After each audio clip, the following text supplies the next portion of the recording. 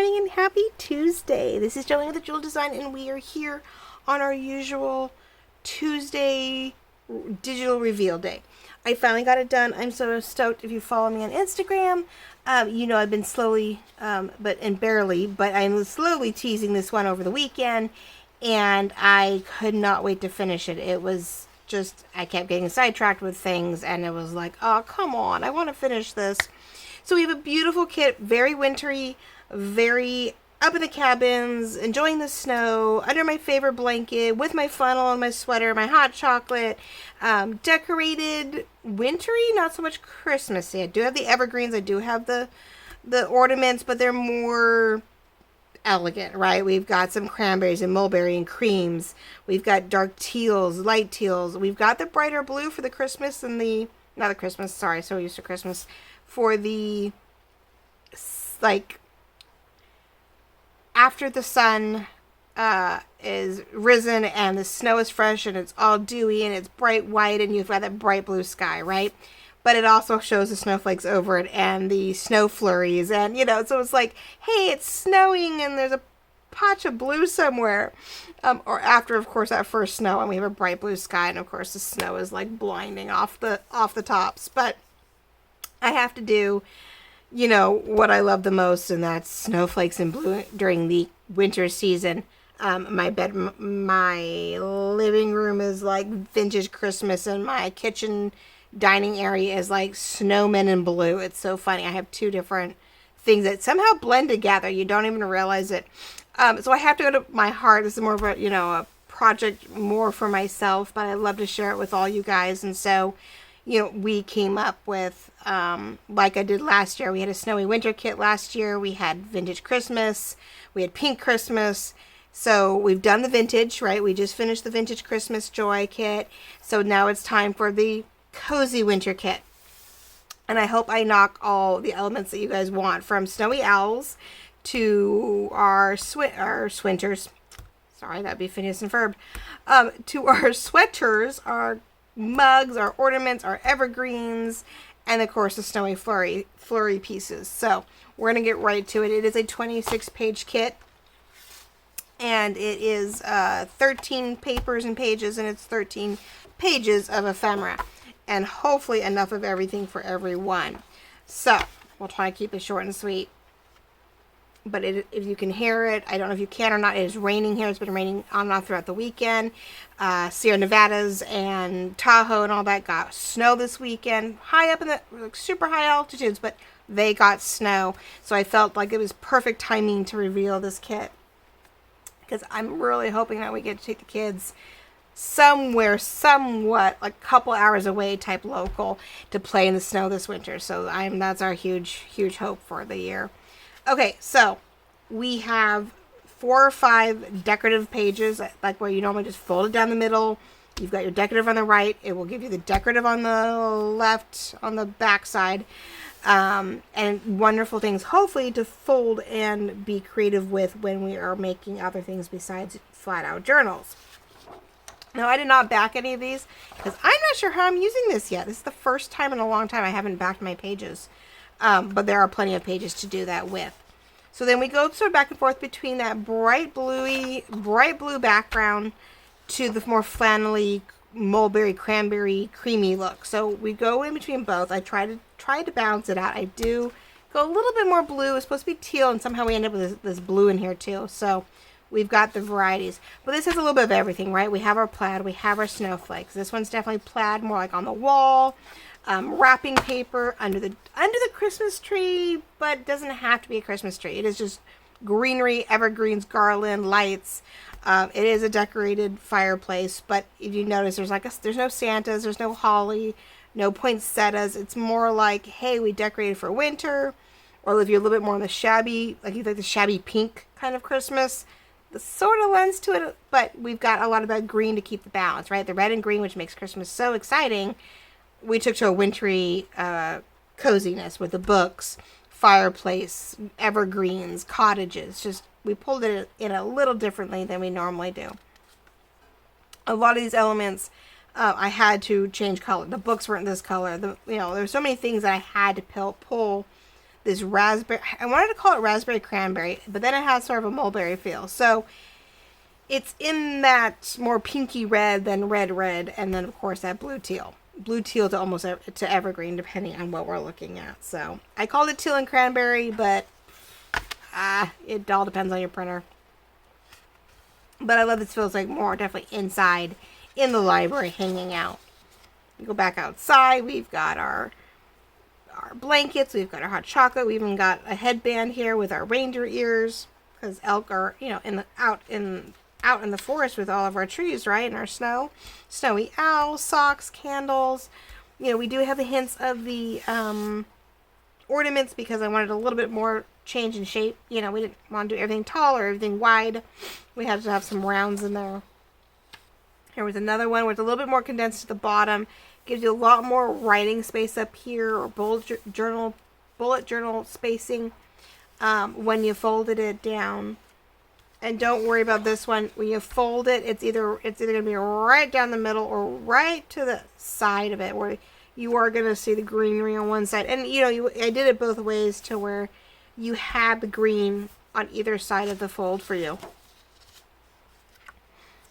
Alright, so we get back into our burgundy, and this is definitely a folded down the middle, easily bullet journal or actual journal moment page. I did this in the not snowy winter. I might have done it in the snowy winter. In the snowy winter, we had a combination of. We had it where you had down the middle to design in. But I did this in the summer florals. The summer floral kit had this very obvious sort of paper on paper element, and so you had writing lined and plain journal space. But I just liked how the plaid ripped into the distressed and the overlay of the imagery, but gave you definite writing space. We do have a couple pattern papers where I tried to make it pretty, you know, flip it either way and it'd be okay. But this one, yeah, you can definitely tell it goes the other way, I think. But then again, the longer you stare at it, the less you feel it's upside down. The books, I think, are the only thing that, in the packages, that are like, it's a little obvious it might be upside down. But it wouldn't be the end of the world if you happened to. I think you could get away with it. Because, yeah, I did leave some of the books right side up only. You have a background here that's a pale book that's flipping open, that's stamped. You've got the lighter trees. You've got the books, the packages, the snowflake decorated hot cocoa mugs, of course our socks, and then a distressed paper in the background. So then you had to have your bright blue. Here you go. It is snowing page.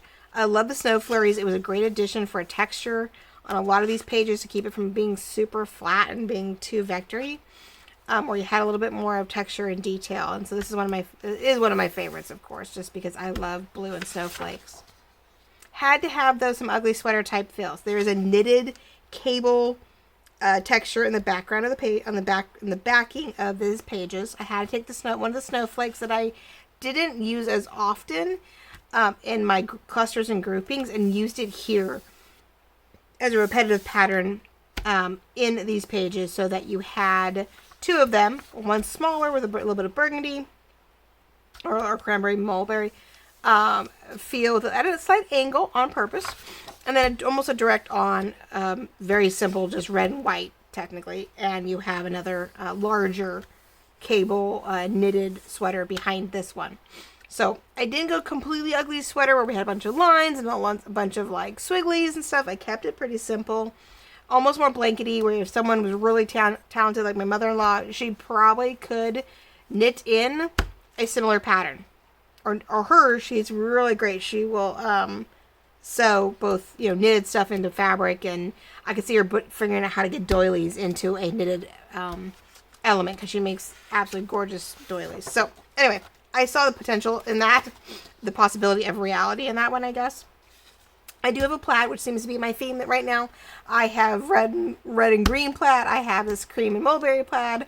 I did an orange plaid in the Fanciful Fall, so this will be hopefully my last plaid for a while. But this is the time of year where plaid just comes into play. It comes in the fall, it goes through the winter. My daughter is huge into plaid right now. All of her blouses or button-ups are plaid, right? From really light to heavyweight ones. It's so funny. and I even came in. I even have a really thick pink and purple fleece-like jacket right now that's a plaid pattern, and I haven't had one of those in forever, so I was like, okay, I'll stay warm this year. Anyway, so we have this one to add, and then this one is that brighter blue, but it's fuzzed out in the middle, so that when you fold it, you have, again, really good, easy to write on journaling space for your pages, because you have to have it. I even went really pale, so you could, this pale blue could really be backed on every page if you wanted to. You didn't have to worry about whether there was a border of color or not. If you just wanted to be really simple, you could grab this page or this one and back them all with it. I did this stressed parchment roll scroll paper look on the back of this one, which will be great for your ephemera pages, for any of your junk journaling cards, tags, things like that, where you like to have backings on them. This will be a great one. So this is page 13, and I would print this like the 13 page type and then throw your ephemera back through it, and this would make a really clean, easy backing to all your pages, but for your ephemera. But you know, you have 1, 2, possibly 3, I mean even 4 maybe, but you have these 3 pages that you could print on the back of all the other 10, and you could have a really good journal. Now, since there are 13 pages, you could print them all out, then take those 3 backings, vary them, you know, and you would have 26 front and back pieces of paper. Fold them in half, you end up with 52 sides to journal on. And then if you added your doilies, you added your coffee dyed, you added, you know, anything else to sort of expand it, you could have a really good signature. Maybe if you had enough extras, you could even split this into 2 signatures. You know, if it was some duplications, 2 to 3 signatures, and make it a really hearty winter journal.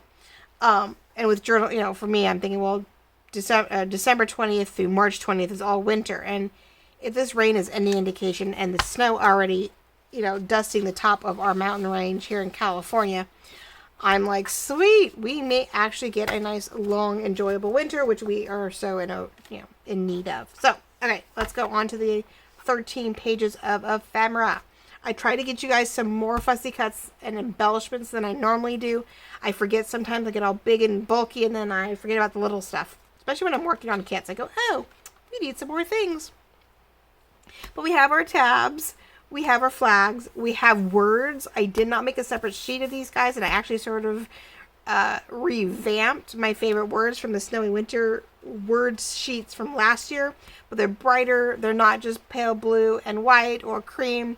You know, we have the great dark teal, we have the burgundy color in there, and you have a little bit of blue and a little bit of the cream, so that's good. I had fun here, of course, the word Cozy Winter, or they're right there in the socks, and we have our first pocket. We have our 2 pockets here, which could always be layered up if you wanted to stack them up, a large label. We have ornaments, some stamps, right, my bordered stamps that I sort of love to do, sometimes the 5 cents are on them, and then I sort of did a reverse, and this one I think with hopefully a few of the smaller fussy cuts could be a fun cluster that you can make. Now I did change up some of my journal cards, so I do have some smaller journal cards than I have. Now, they can be considered embellishments or really small journal cards, depending what you prefer. There's the other 3. Now these are rounded when that one's not. And we have a first collection of fussy cuts. More words. These are all more cream, but with the mulberry and the ornaments on these, when the blue ones have the snowflakes on them. Long tree, more socks. Some things I put the garland on them, like we do have in the page. Others are, you know, I just have a garland piece. I hope you have enough. I hope we try to make, you know, things 1 or 2 sizes, different clusters that I used within the page. And like in this case, where this is on every, you know, I put this guy everywhere. You have him by yourself to make your own clusters with books, with pens. The ink cartridge, near the ink cartridge. Yeah, it's an ink cartridge. Way back when it was, right? That was the ink cartridge. But let me make sure. Okay, I'm making sure my battery's not going to die out before I finish this. But your jar of ink, if you were actually going to write in a book like we do, right? So I thought it was sort of fun to have that journaling feel within the journal. 2 different corners. We have my stackables corner piece like I love doing. Thought this was a good contrast to this since there's a lot more lightness in it, but it definitely went.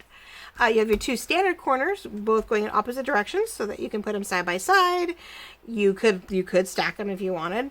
You can either cut the tabs off if you want a very flat corner piece and you just want to stick one thing in it, or of course you score the edges and fold it under so you have a deeper pocket to work with. More ornaments. We have our large trifold, large tag element, our washi sort of belly bandish piece just to fill space, but you have to have, sometimes it's nice just to cut it up where you want strips, small strips of things. You could cut this into threes and make them elements to either border the bottom of or top of things. That just has plenty of maneuvering. Then you have your four medium tags, which you can stay all as one piece, cut them in thirds, 1, 2, 3, 1, 2, 3, 2 sets of 2, 4 individuals. Plenty of options, right? And then I went back and sort of did the 2 sets of 3 of these scallops on this one. When the the vintage Christmas one is 6 individuals. These guys are side by side if you wanted to make them tiny little trifold embellishment like ephemera. We do have 2 sets of the instantly backed journal cards, or my larger ones. Well, all you have to do is cut out the big square, fold it down the middle, glue them together, and bam, it's automatically done. Done for you where you have a back space to do your journaling on, where you wouldn't have to back these with that distress color page that I have. This one has that big blue box where you can easily write in it. This one has that bullet journal feel like the page does. Either one works with room to decorate with vertical words, any kind of embellishments that you want. You still have room to write and or decorate these guys up or leave them as is. But remember, you do them on the cardstock and you fold them, they're pretty thick.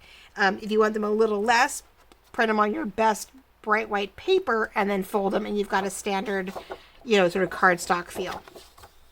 That's the only page you have to keep an eye on, as we found out during many other projects. Then I did change up the journal card size. These are normally my 6-up medium journal cards. I went a little bit bigger. Usually they're like 3 1/4 by 3 1/4 or 3 1/4 by 2 3/4. They're not very big, right? They're only maybe this wide and maybe a yay tall. I decided I wanted a little bit more, uniform. I was trying to go for square. Didn't quite make it. They are a little over 3 3/4 by 3 1/4.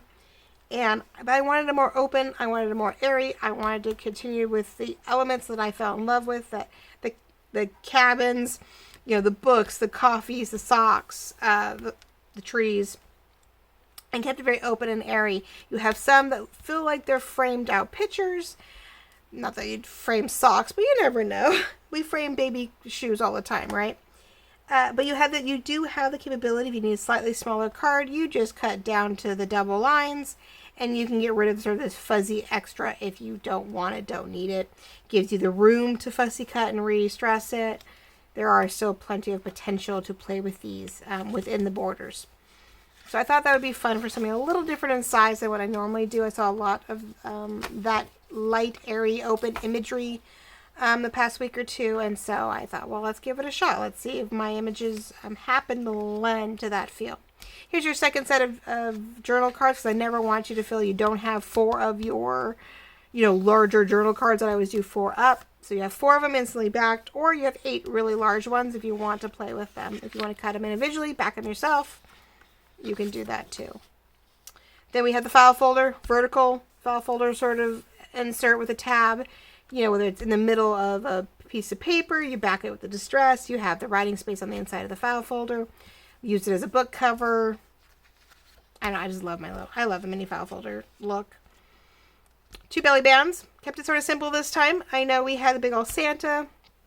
We've done the pumpkins, but I didn't have anything but the ornaments to be big on these, and I didn't want to lend it to too much Christmas, so I didn't put a big old ordeal in the middle of these. Now, you do have these that are close to 1.5 inches, and you could layer them yourselves, all the different sizes, and layer them up, and you could make it a little bit more like we've been doing with the larger belly bands. But I was sort of running out of space to do the larger, because those other belly bands are definitely thicker with the big thing in the middle. So I didn't have the room to do those this time around. I decided I needed to stop at some point, so I didn't put anything in the middle of these guys.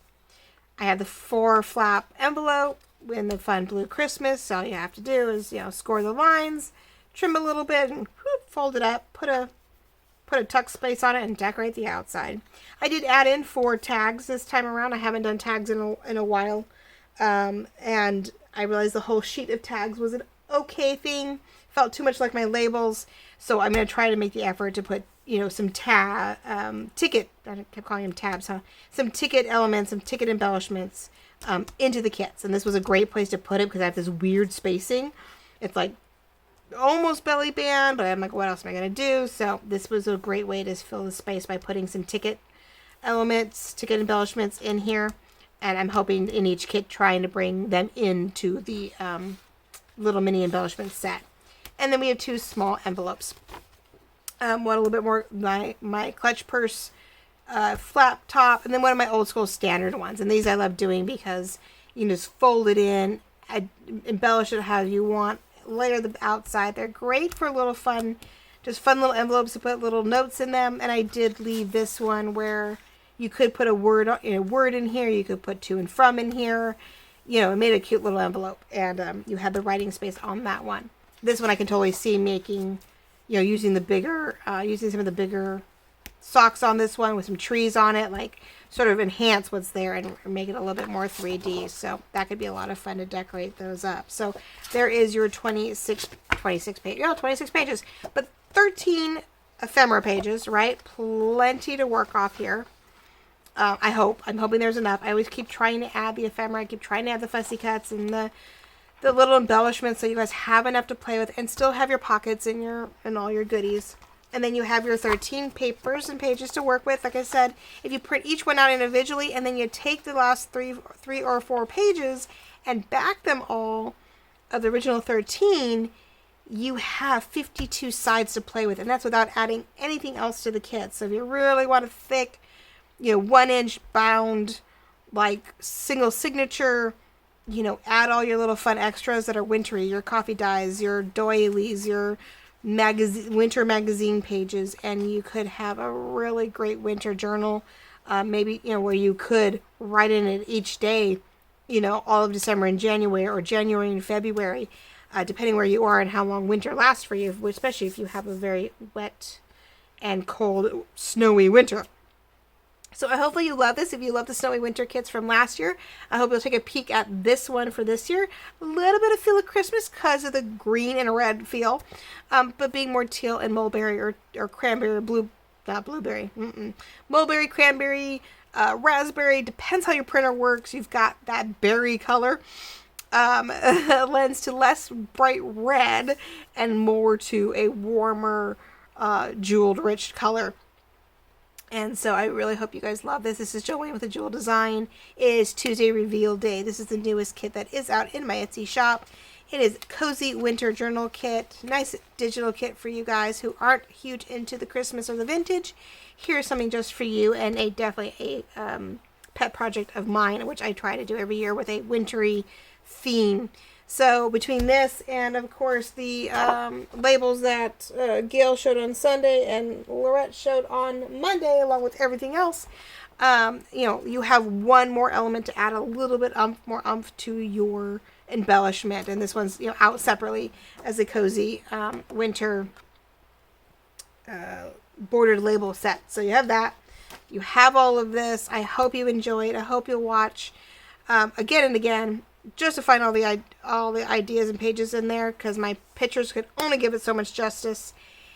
And I thank you for watching, subscribing, liking, loving, hitting the notifications, checking me and my bio link down below in the link tree, so that you can follow me in all of my social media, from Instagram, Facebook, the Etsy shop, and everything else that works for you that I may be attached to. Really appreciate all of the love and appreciation in the comments, and I will see you guys at the end of the week. I hope to get some Halloween. I need a break from Christmas and I need a break from winter, so we're going to do a 2-page spread of a Halloween journal piece using Shabby Dabby Doodah's Dreadful Red, and get a break from my brain and just have some fun. So if you'll join me in a craft and chat the end of the week. So, all right, ladies and gentlemen, thank you so much. This is Jolene from A Jewel Design, and I will see you at the end of the week. Have a spooky week.